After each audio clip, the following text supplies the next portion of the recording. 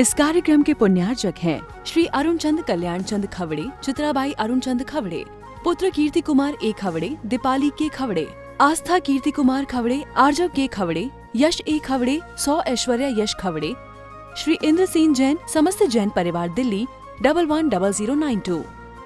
श्री परेश वोरा, तारुलता वोरा, पिंकी तेजावत, बहन भावना कोठारी पटना। श्री पंकज प्रीति वोरा, प्रतीक वोरा, विरार मुंबई। श्री गिरीश वोरा, धारिणी वोरा, विरार। डॉक्टर श्री सुभाष दुर्कर जैन, मित्र नगर, मंगा, मंगलवेड़ा, सोलापुर, महाराष्ट्र।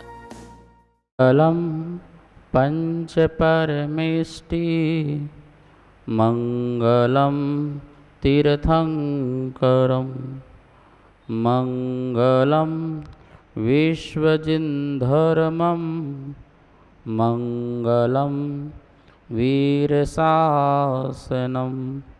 मंगलम वीरशासनम वंदितो सव्यसिद्धे ध्रुवमचलमणोभवं गतिं पते वोक्षामि समय पाहुड़ मृण्मो सुध केवली भड़िदम।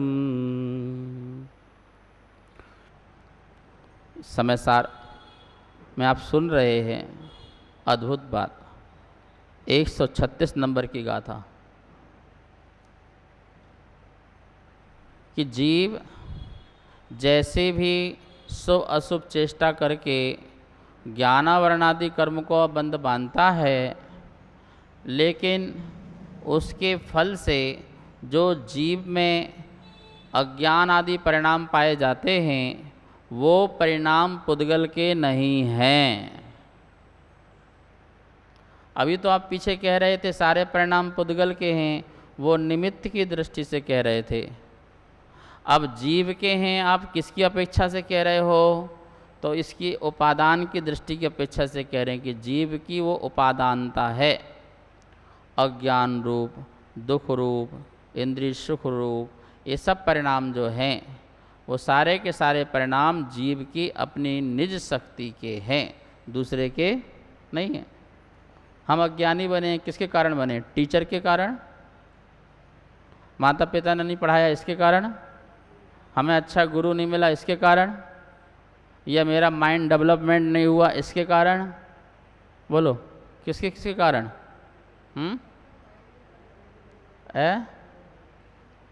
तो सिद्धों का माइंड नहीं होता है तो वो ज्ञानी के अज्ञानी है? अज्ञानी है सिद्ध भगवान, उनका मस्तक नहीं होता, उनका मस्तक नहीं होता तो ज्ञानी है कि अज्ञानी है? शरीर ही नहीं होता, बताओ किससे देखेंगे बेचारे? आँख नहीं है, कान नहीं है, किससे सुनेंगे? कान नहीं है तो किससे सुनेंगे? आँख नहीं है तो किससे देखेंगे? कितनी बुरी दशा हो गई। आँख भी नहीं है, कान भी नहीं है, मतलब कि एक मिट्टी का गुड्डा बनाओ, ऐसे गुड्डा बनाओ और उसकी आँख नाक कान मुंह कुछ मत बनाओ, कुछ भी मत बनाओ, ना आँख बनाओ ना नाक बनाओ, ऐसे गोल के ऊपर गोल रख दिया और ये क्या है? ये सिद्ध भगवान है। आँख नाक कान भी नहीं है, कुछ नहीं है, सिर भी बाल कुछ नहीं है, तो महाराज जी कैसे देखते होंगे, कैसे सुनते होंगे? अरे देखना सुनना शरीर का काम थोड़ी है, किसका काम है? आत्मा काम है, और उसके लिए उसे शरीर की ज़रूरत नहीं है। अंधे की आँख नहीं है तो वो देखता नहीं है क्या? वो देखता है, वो अपनी आत्मा से देखता है, किसी भी से भी। तो वो देखना जानना बंद कभी नहीं हो सकता। अवधि ज्ञानी यहाँ बैठे बैठे विदेश क्षेत्र में क्या चल रहा है अपने ज्ञान से पता कर लें, अब लोग लाइव टेलीकास्ट देख लें, लोग ऑनलाइन लाइव टेलीकास्ट, तो वहाँ पर अपनी आँख गई कि आत्मा का अपना ज्ञान, तो ज्ञान भी वहाँ नहीं गया, ज्ञान भी अपने में है, आत्मा भी वहीं पर है, पर इतनी निर्मलता आत्मा में आ गई दर्पण की तरह कि हर चीज़ दिखने लगी, हर चीज़ वहाँ पर झलकने लगी। ना आत्मा को वहाँ जाना पड़ा, ना आत्मा का ज्ञान वहाँ जाना पड़ा। और आत्मा से ज्ञान बाहर नहीं हो सकता और ज्ञान से बाहर आत्मा नहीं हो सकती है।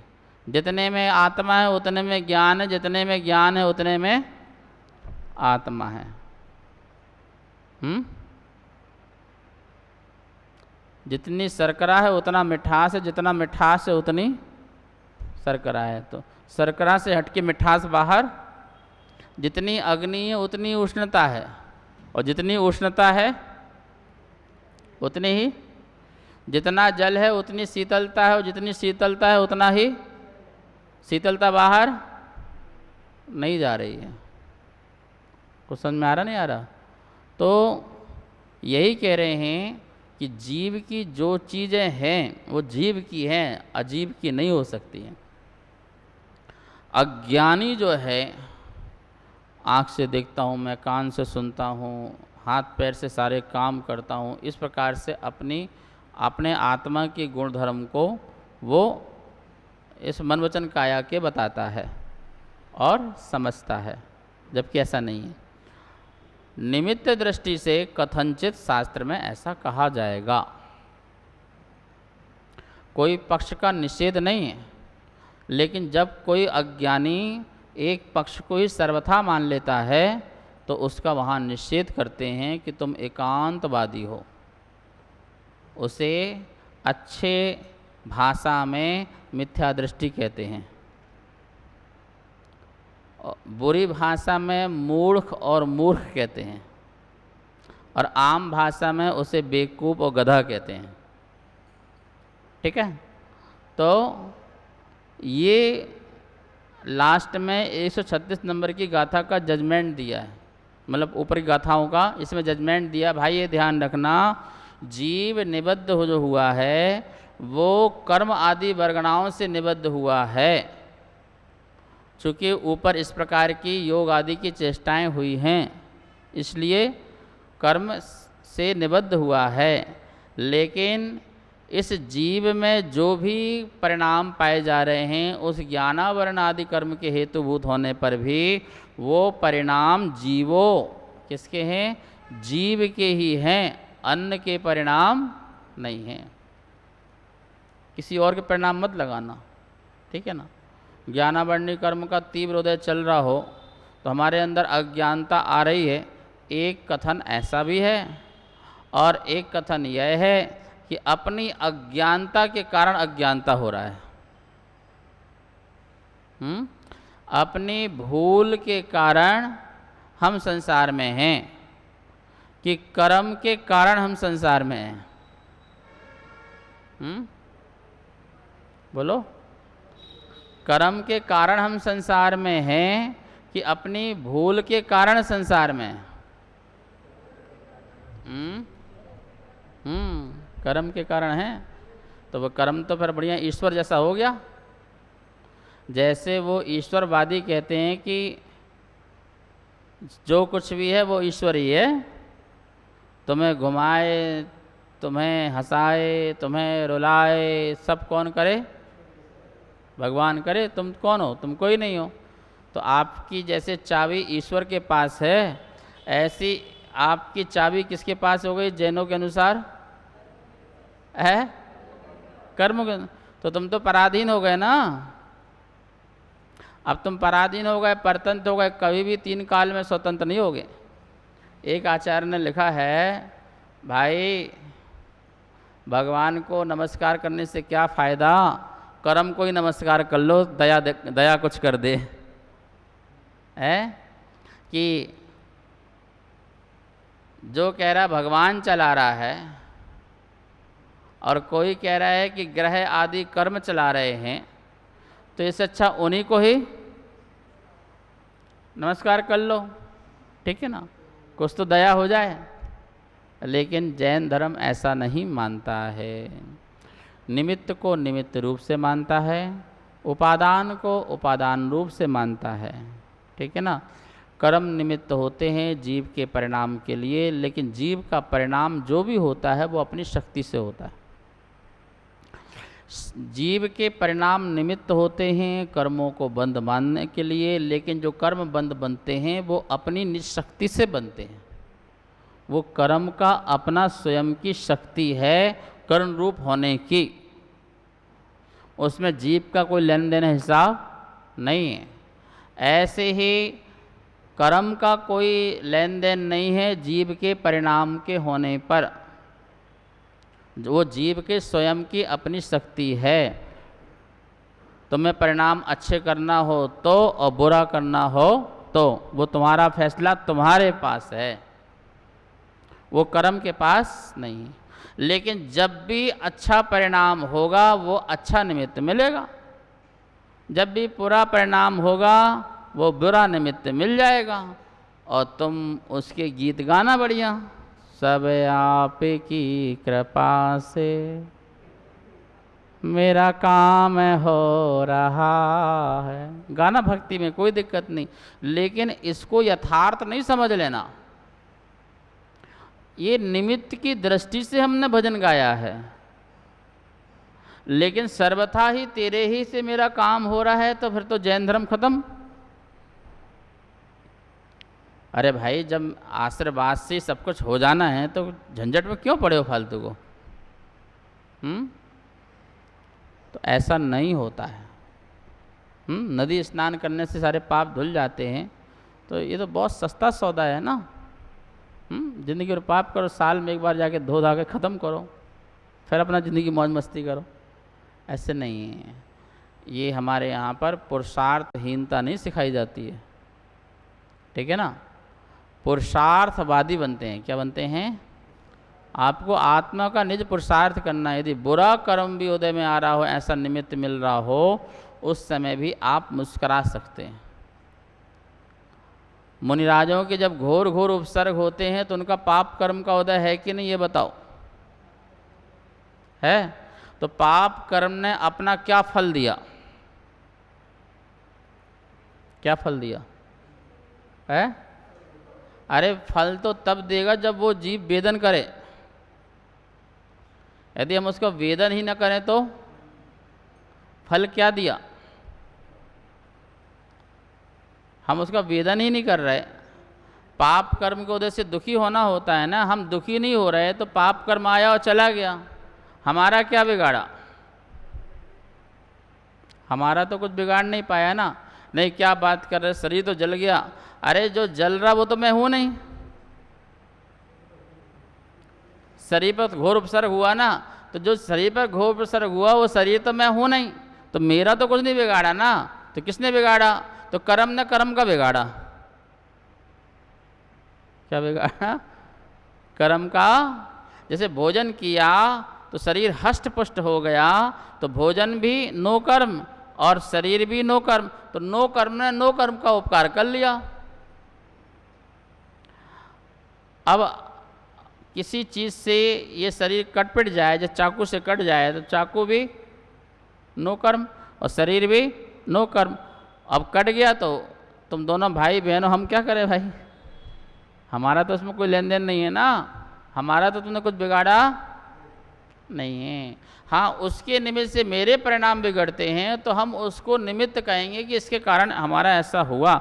लेकिन असली बात तो ये है, तुम अपनी शक्ति छुपा रहे हो, अपना स्वभाव छिपा रहे हो। अपना स्वभाव छिपाने के लिए सारा का सारा पर पे डाल दिया। यदि मेरा सच्चा स्वभाव प्रकट हुआ होता तो ये बाहर की जितनी भी चीज़ें हैं मुझे कुछ असर करती नहीं। यदि पाप कर्म का उदय हो और पाप कर्म के उदय से पाप का वेदन करूं तो किसी भी जीव को मोक्ष नहीं होगा। क्यों होगा? बिल्कुल नहीं होगा।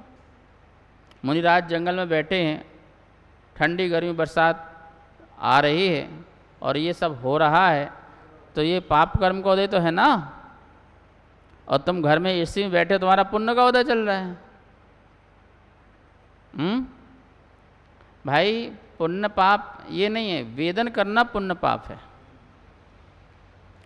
लोग मुझसे बोलते हैं, क्या बोलते हैं कि समो शरण भगवान के पुण्य के उदय से लगा।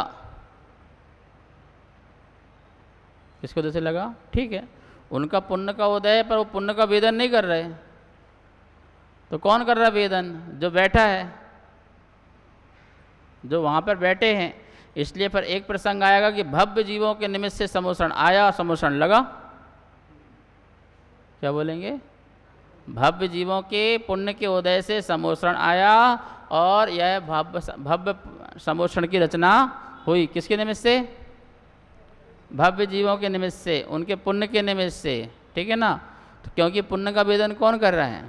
वहाँ पे बैठ कर के शीतल हवा, ठीक है ना, भूख प्यास नहीं लग रही है आदि, ये सब जो सुख मिल रहा है उनको वहाँ बैठे बैठे, वो सारा सुख कौन भोग रहा? वो तीर्थंकर नहीं भोग रहे, वो तो अतीन्द्रिय सुख भोग रहे।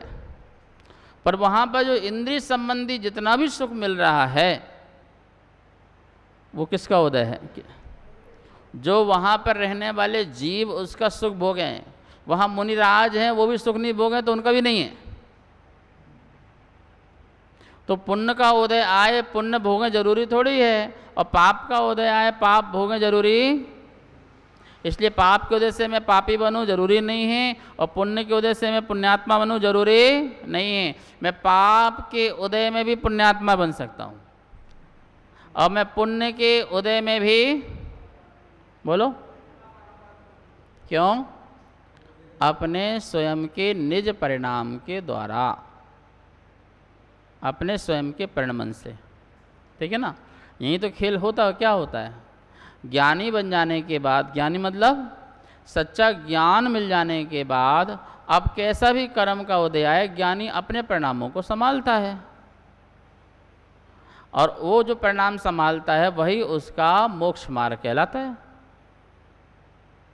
वही उसका सच्चा पुरुषार्थ कहलाता है। ठीक है? बाकी तो फिर जैसा कर्म का उदय आया बहाव बहते जाओ और चलते जाओ। तो कह रहे हैं कि भाई जो भी जीव इन 8 आदि कर्मों से निबद्ध हो रहा है, बंद हो रहा है, उसके हेतु से जो जीव में परिणाम आदि पाए जा रहे हैं वो परिणाम पुद्गल के नहीं हैं, जीव के ही हैं। तो आपने पिछली बहुत सारी गाथाओं में तो कहा था कि सब पुद्गल के परिणाम हैं। ये 14 गुण स्थान भी पुद्गल का परिणाम है। 14 गुण स्थान भी क्या है? पुद्गल के परिणाम ही तो हैं 14 गुण स्थान। जैसे जैसे कर्म का उदय आ रहा है वैसे वैसे गुण स्थान है कि नहीं? पहले गुण स्थान में कितने कर्म का उदय तो उसके ऐसे परिणाम, दूसरे गुण स्थान में कौन से कर्म को उदय आ रहा तो वैसे परिणाम, और चौथे 5वें 6वें 7वें गुण स्थान में ये वाली कसाय का उदय तो उससे ये वाला परिणाम। ठीक है ना? तो सारा किसका परिणाम है? रिजल्ट किसका है? किसका रिजल्ट है? बोले पुद्गल का रिजल्ट है। तो वहाँ पर उसे ज्ञानी बनाया गया कि भाई ये पुद्गल का रिजल्ट है, मतलब विकार भी जो पैदा हो रहा है उसे पुद्गल का समझ करके तो अपने स्वभाव में रहे। किस में रहो? हमें ये वाली विकार वाली चीज़ देखनी नहीं है। जो 5 पेपर देते हैं और उसमें जो पास हो जाते हैं ना उसमें दिमाग दो, जो 3 में फेल हो रहे हैं वो उसमें ये छोड़ो, हाँ इसमें 80 नंबर आए हैं, ये 25 नंबर, ये छोड़ो नहीं, ये तो इसमें 90 नंबर आए हैं। तो मज़ा किसका लेना है? अच्छे नंबरों का मज़ा लेना है। अब बुरे वाले में दोबारा पुरुषार्थ करेंगे, अभी तो इसका आनंद लो। ठीक है ना? तो वहीं बता रहे हैं कि हमें पुद्गल के परिणाम का आनंद नहीं लेना है। हम बड़े खुश हो रहे हैं, ओहो संजलन कसाय के उदय से जीव में संयम होता है। कसाय के उदय से संयम होता? कभी हो सकता है कसाय के उदय से संयम होता है? वो ये कह रहे हैं कि उस संयम के काल में ऐसा कसाय का परिणाम पाया जाता है। ये श्रावक संयम पाले, एक मुनिनाथ संयम पाले, तो उस भूमिका में उनको ऐसी ऐसी कसाएं हो सकती है। संयम के साथ ऐसा क्रोध मान माया लोभ भी पाया जा सकता है। तो वो क्रोध मान माया लोभ जो है वो भी तो उसी का परिणाम है ना, जीव का। और उस समय जो संयम का परिणाम है वो भी परिणाम जीव का। तो जो वो कसाय के समय जब परिणाम होगा, संयम के समय जब कसाय वाला जब परिणाम होगा, तो कह रहे हैं कि हम उसकी बात कर रहे हैं कि वो कसाय कर्म के उदय से ऐसे परिणाम हुए। हमें क्या वो 14 गुण स्थान का मीटर बनाना है, तो हमें टेम्परेचर नापना है। तो हम टेम्परेचर आपको कैसे बताएं? तो ये कार्मिक चीज़ों से, गणितीय विषय से आपको वो टेम्परेचर बताया गया कि आपका टेम्परेचर इतना है। तो हमने क्यों बताया इतना टेम्परेचर? क्योंकि इसके समय ऐसे से कर्म पता चल रहे हैं, तो ये कर्म के कारण हमको टेम्परेचर बताया कि आत्मा का टेम्परेचर इतना है। ठीक है, अभी अशुभ वाला है टेम्परेचर, फिर शुभ, यहाँ तक शुभ वाला है और यहाँ से शुद्ध वाला है। तो बोले ये अशुभ, शुभ और शुद्ध ये जो टेम्परेचर हैं, इसमें आपने कैसे बताया? तो बोले हमने ऐसे बताया कि हमने कर्मों को डिवाइड कर दिया, ये यहाँ, ये यहाँ, ये यहाँ, ये यहाँ, यहाँ। तो हम ये कर्म देखते हैं, ये कर्म कहाँ कहाँ पाया जा रहा है, बस हम उससे आत्मा का टेम्परेचर बता रहे हैं। तो एक दृष्टि से कहा जाएगा कि इन कर्म के कारण इसमें आत्मा में टेम्परेचर हुआ। ऐसा बोलेंगे ना कि भैया कि धूप लगने से मुझ में पसीना आया, तो धूप को निमित्त बताएंगे, लेकिन पसीना आना ये तो बॉडी का स्वयं का कार्य है ना, लेकिन निमित्त को हमने वहाँ पर दर्शा दिया। पसीना आने के कारण धूप है भैया, बस हम इतना जान लो।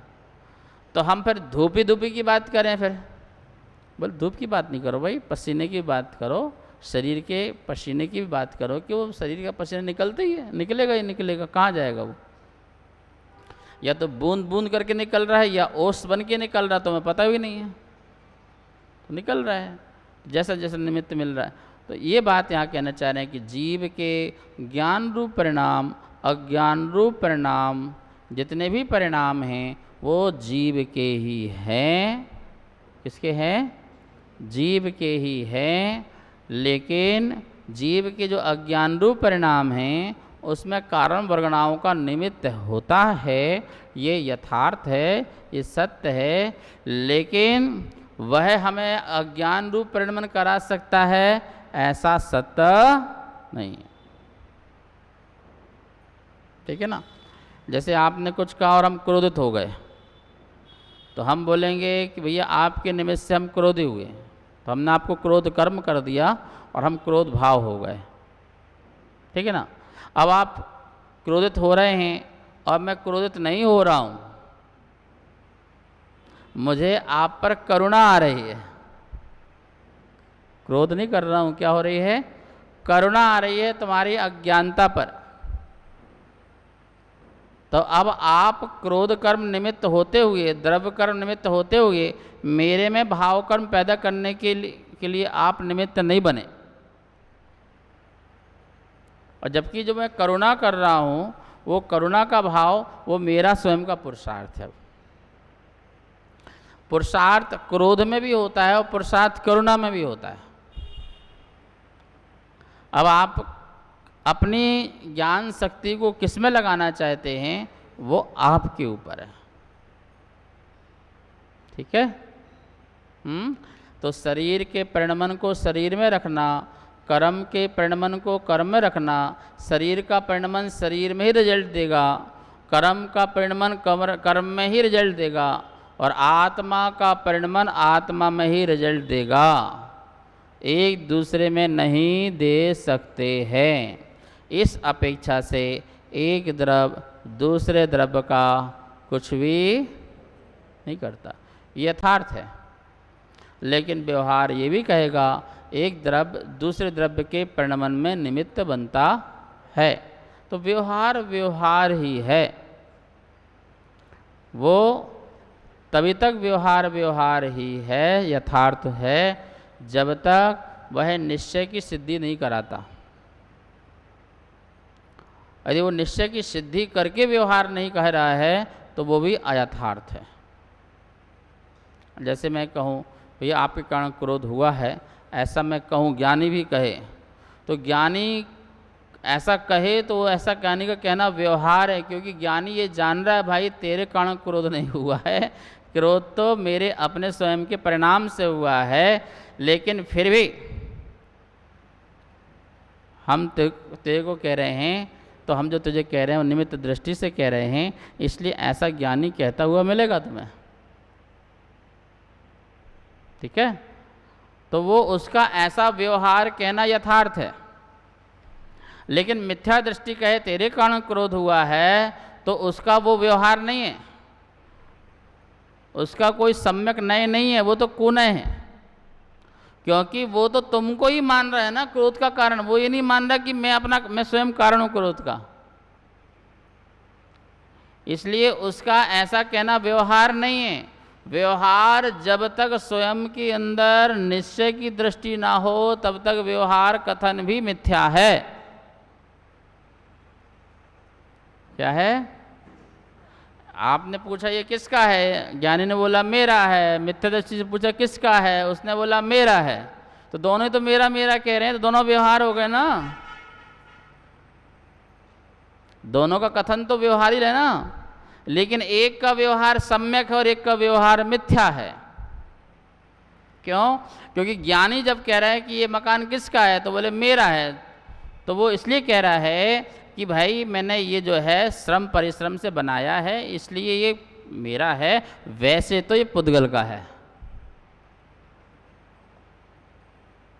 अब यदि वो ज्ञानी तुम्हें पूरा फार्मूला बताए तो तुम परेशान हो जाओगे।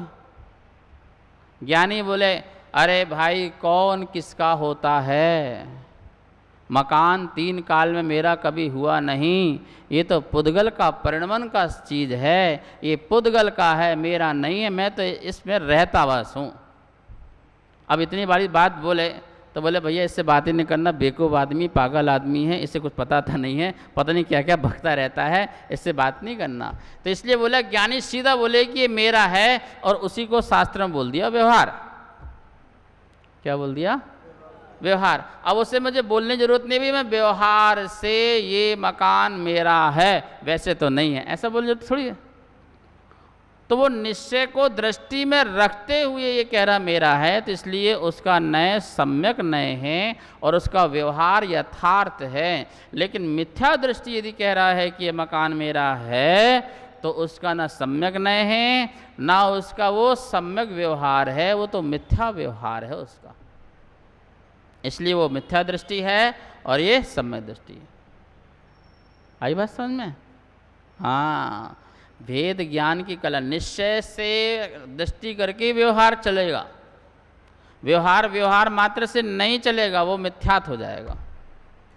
इसी प्रकार कह रहे हैं कि हाँ कर्म निमित्त हैं, इसलिए मैं कर्म को बोल रहा हूँ, कर्म के निमित्त से ऐसे परिणाम हुए हैं। ये ज्ञानी एक दृष्टि रख के कह रहा है, इसलिए उसकी बात सही है। लेकिन एक अज्ञानी जो है कर्म का कर्ता मानता है कि वो मेरा कर्म मेरा कर्ता है, मुझे अज्ञान देता है, मुझे दुख देता है, मुझे ये देता है, मुझे वो देता है, ये कर्म देते हैं।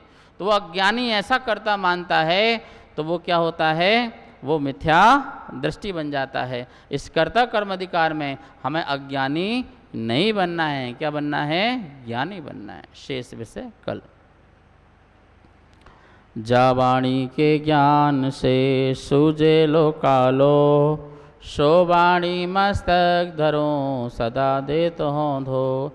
हे जिन वाणी भारती तो है जपो दिन रे, जो तेरी सरना धरे सो पावे सुख चैन। 9 बार नमोकार मंत्र। इस कार्यक्रम के पुण्यार्चक थे श्री अरुण चंद कल्याण चंद खवड़े, चित्राबाई अरुण चंद खवड़े, पुत्र कीर्ति कुमार ए खवड़े, दीपाली के खवड़े, आस्था कीर्ति कुमार खवड़े, आर्जव के खवड़े, यश ए खवड़े, 100 ऐश्वर्या यश खवड़े, श्री इंद्रसेन जैन, समस्त जैन परिवार दिल्ली 110092। श्री परेश वोरा, तारुलता वोरा, पिंकी तेजावत, बहन भावना कोठारी पटना। श्री पंकज प्रीति वोरा, प्रतीक वोरा, विरार मुंबई। श्री गिरीश वोरा, धारिणी वोरा, विरार। डॉक्टर श्री सुभाष दुर्का जैन, मित्रनगर, मंगा, मंगलवेड़ा, सोलापुर, महाराष्ट्र।